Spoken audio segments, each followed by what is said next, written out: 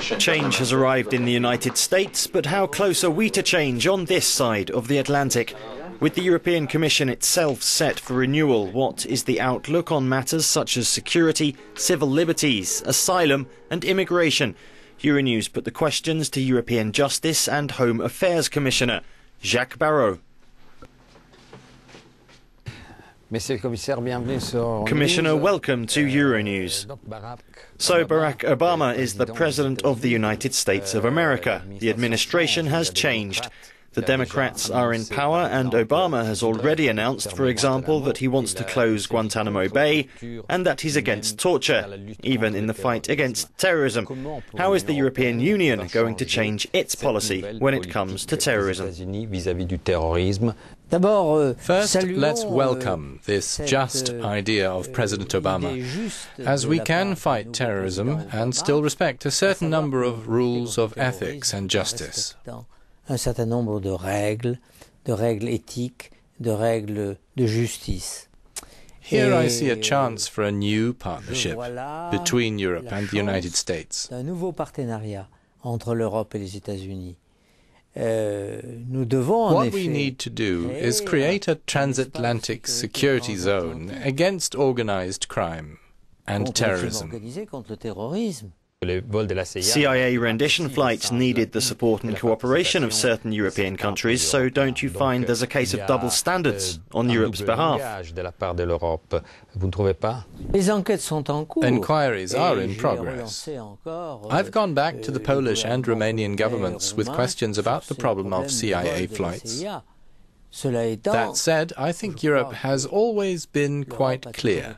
We must apply the Convention on Human Rights, which declares total opposition to the use of torture.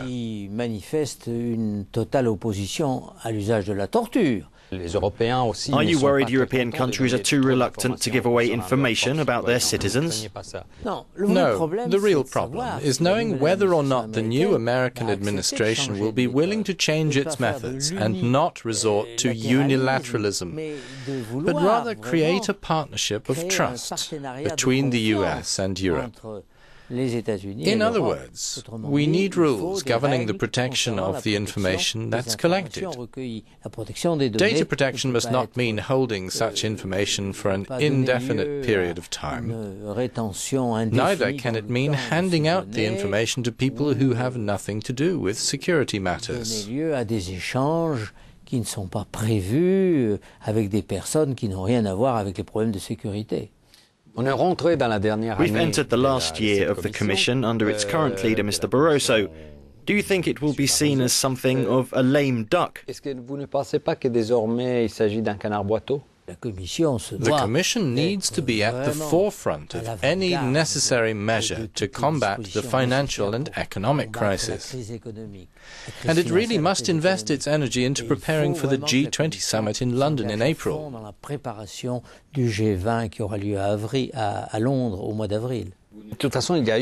In any case, the Commission's been slightly timid in taking up a strong position, especially concerning the economic and financial crisis. Do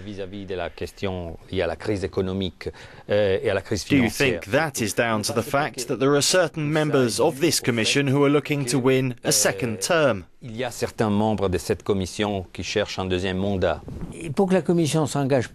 the Commission to be more assertive in all the anti-crisis measures, there first needed to be a climate of political will to tackle the crisis together. So that's perhaps why the Commission appeared sometimes to wait for this consensus.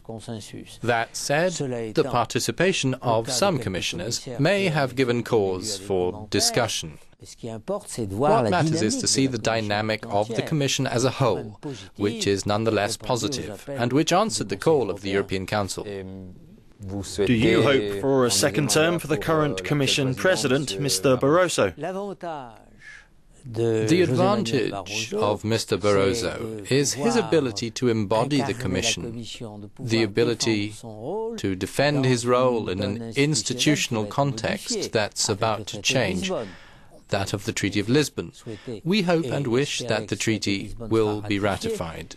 We will have to adjust everybody's role, the role of the President of the European Council, the role of the rotating presidency, the role of the Commission. I think that Mr. Barroso has a very good understanding of how Europe works, which would allow him to consolidate the role of the Commission.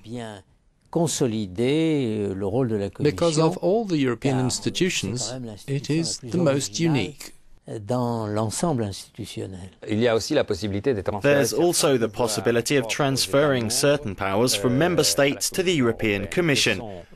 Specifically to do with asylum seekers, what are the powers that could be centralized?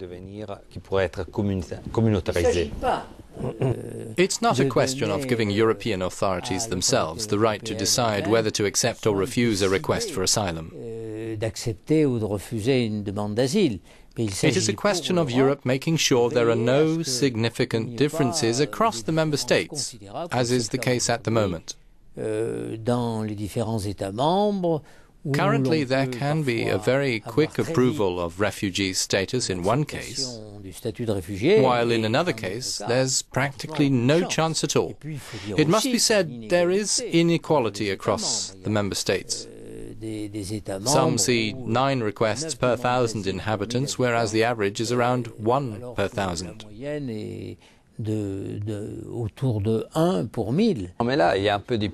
But it's slightly hypocritical when sometimes people say we must close borders. There are people who cannot get into Europe.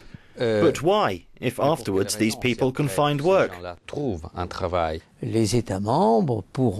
member states will be able to allow a certain number of legal immigrants. That's why we are going to enter into bilateral agreements with the countries these immigrants come from. Should the number of legal immigrants be increased? Yes, taking into account the demographic situation of member states. In cases where the birth rate is around 1.5 children per woman, the numbers of legal immigrants should go up. But there are other member states for whom the demographic problem is less serious. Il y a des États membres pour lesquels, évidemment, le problème démographique est moins grave. Monsieur le Commissaire, merci.